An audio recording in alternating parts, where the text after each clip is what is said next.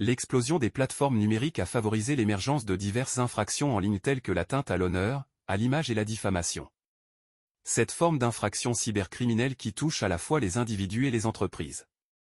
Vu la fréquence et l'ampleur qu'elle prend, elle devient une menace pour la stabilité de la société.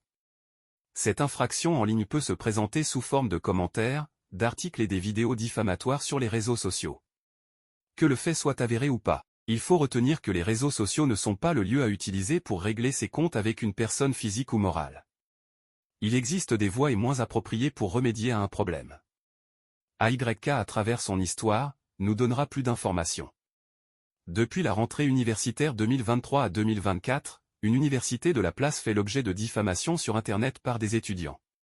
Pour parvenir à leur fin, ces étudiants ont créé des plateformes pour leurs différentes publications diffamatoires dans lesquelles ils incitent d'autres étudiants à ne plus s'inscrire dans cette université. Ils justifient cette prise de position au motif de l'augmentation des frais annexes, le manque d'infrastructures de premiers soins, et que les diplômes ne sont pas reconnus par le Conseil africain et malgache pour l'enseignement supérieur, CAMES.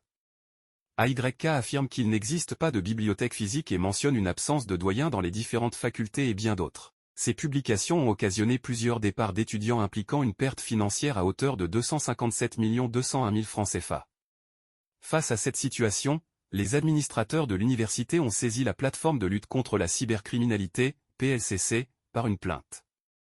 Les investigations menées par la PLCC appuyées par le laboratoire de criminalistique numérique, LCN, ont conduit à l'interpellation de AYK. Lors de son audition, il reconnaît être l'auteur des différentes publications. Il dit n'avoir pas eu d'informations concernant le départ d'étudiants et la perte financière de 257 201 000 francs CFA occasionnée par sa publication et termine par dire avoir fait une publication pour demander aux étudiants de venir s'inscrire à nouveau dans la dite université. Pour conclure, AYK a été conduit au parquet pour atteinte à l'honneur et à l'image au moyen d'un système d'information conformément à l'article 60 de la loi numéro 2013 à 451 du 19 juin 2013 relative à la lutte contre la cybercriminalité.